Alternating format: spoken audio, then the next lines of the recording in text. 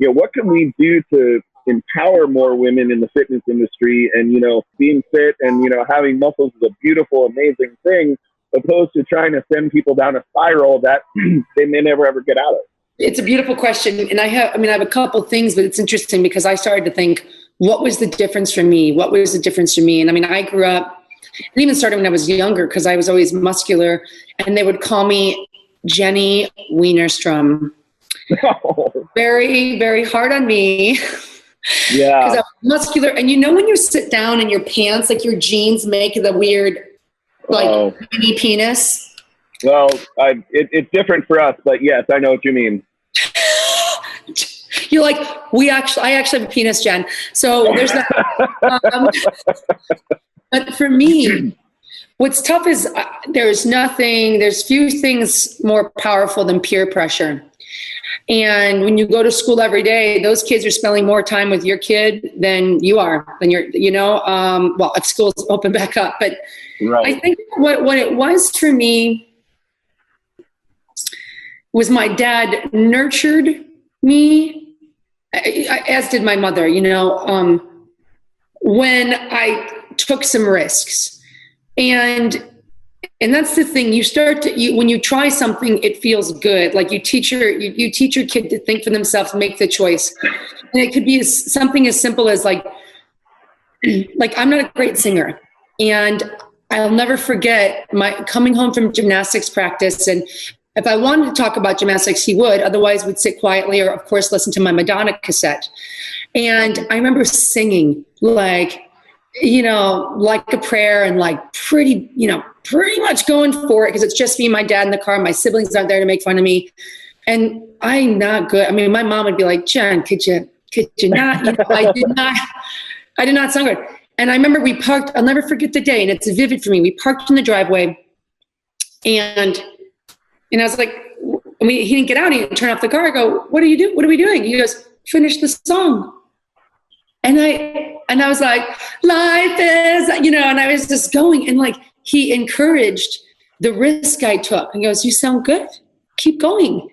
And if I was in the basement, and I'm like, is that good enough? He's like, do you want another set? Yeah, I do. So I don't think it's just always fitness related. Take the risk. My mother, she's like, all right, Jenny, you've got to make the cinnamon rolls today. I go, oh, I don't know. She's like, do the first one, and then let me take a look at it. So they kept encouraging me to take those risks, because I just knew at school, as much as, and by the way, I don't think it really ever stops, whether it's your peers, they always kind of have an influence on what you think and feel about yourself. And I just started making better choices around people, and my parents continued to tell me to take risks. And that was like moving to LA the first time. And you know what I mean? Going away for college, gotta go try. So I think it's, as parents, nurture those risks, nurtures those uncomfortable moments. You're like, go. And I'm right here. My mom's like, I'm right here in the kitchen. My dad, I'm right here in the gym. You got the set. I don't need a spot. I'm here. And I think something about that kind of golden parachute as you're developing your own sense of go and try is really important. You really struck another thing for me, though, too, when it came to the girls. I think the other thing, though, too, is up to the responsibility of women. And I'm very anecdotal, so I hope I'm keeping everybody interested. Okay, great. No, you're doing great. There was another moment, I would say 2 years ago, Summer Strong story. And if you've been to Summer Strong, it's this great little weekend, 500, maybe 600 people. We do a very intensive seminars all day. And then at 3:00, it's like a lift in a beer garden, not done in tandem. And Bert puts on a great dinner and show, and it's a blast. And I remember we have a big lift day. It's a big deadlift and a big squat day, and it's a lot of fun. And I remember I saw everybody lifting, all these guys on the platform, and it's a massive platform, so 2 bars easily work. And the girls are set up in the corner of the gym. And I go, what's happening over here? They're like, we're not allowed to be on the platform. And I was like, who the fuck told you that? I was pissed. Right. I was like, what guy over there told you that? And it was like, huh? You went around the circle? Well, nobody said we can't. Then why'd you set up over here? Well, because I go, why'd you set up over here? I'm like, grab the bar. And we had to pick it up because it was already loaded. And I just said, hey guys, can you make it pass? And I saw Brandon and Lily. I'm like, Brandon, can we just, he's like, oh yeah, move back, do it. And then we worked in tandem, right? You go, I go, sending it up. And it was great because a couple of things happened. One, they realized there really isn't a separation, but you're creating one. And I'm not being like, I'm a big dick, I'm going to come in here and I'm going to be the girl. It's like, yo, I just want to train too. And men love us training with them. They love it. They love coaching. They love supporting. The amount of men in my life that have been my training partners, my coaches, my lifting partners, they've always elevated me. And I think there's a misconception somehow that you don't. And I think it takes one experience like that, and all those 12 women were like, oh, you know? And then the other thing that was neat is, I mean, the barbell on the guy side was already at like 500 pounds. So the amount of other guys that were like, can I jump in on the bar? I was like, of course, dude. We had guys with one leg that were like, oh, thank God. You know what I mean? It just created an opportunity for more people. But a lot of women, if you're listening, you've got to take away the misconception that you don't belong because you're assuming you're not. I just walk in because I'm there. I see lifter. I see a platform with 2 bars. There's no difference. It's not a gender issue. I think that the issue has been built up in our mind, and that resistance of, I don't even know. I kind of want your thought on that. Like, I don't even know what it is. If it's like it's a guess, it's a bad guess. I don't know where it came from, but I think I'm trying to stop that psyche around it.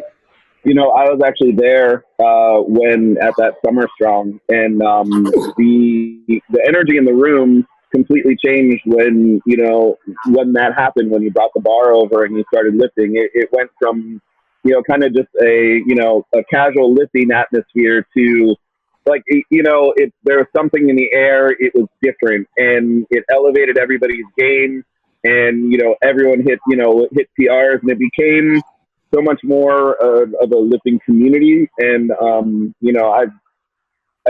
you're absolutely right. There is nothing cooler than a girl coming and lifting, whether it's on the platform next to you in a bar in front or on the same bar. There is nothing sexier for a guy to see, a girl, come over and do that. And, I don't think anyone ever is trying to stop that from happening. But I do feel, I agree with you. There is some sort of a invisible barrier of some sort, and I don't know what it is. And, hopefully we can figure out how to kind of drop that and make it a little bit more inclusive and more friendly. And, I have hopefully, a question. This is just having a conversation about it. Do you think it could be the burden, the feeling of, oh, well, they're already in the, like, I don't want to get in the way. Or let's say there's 2 bars, and this happened to me, and the bar was already past where I could lift. And I just say, oh, we just got to take some off. I don't think twice about it. It's like a lifter code. You unrack and you rack for everybody lifting. You're there to help support and kind of drive them forward. So if, it's not ideal if there's 1 bar and Jesse's pulling 500 and I'm like, oh, can we get down to 145 or 130? It's not ideal, but it doesn't bother anybody. Like, oh, right. Pull some weight off. And I think that's the thing. I think maybe there's a sense of burden, like, oh, I'm lifting less, or, oh, is the space, or it's an uncertainty of position. And that's where I see asking a guy or a girl for help is perfect. Like, can you take a peek at my position? Would you mind helping de-rack and setting at my bar? Because we all started as novice. We all have help. So I think there's this, maybe it's the reminder that the lifter code is to always help. Like, we're always there to assist. And so don't feel like you're in the way. That's the only thing I can kind of think of, Jess.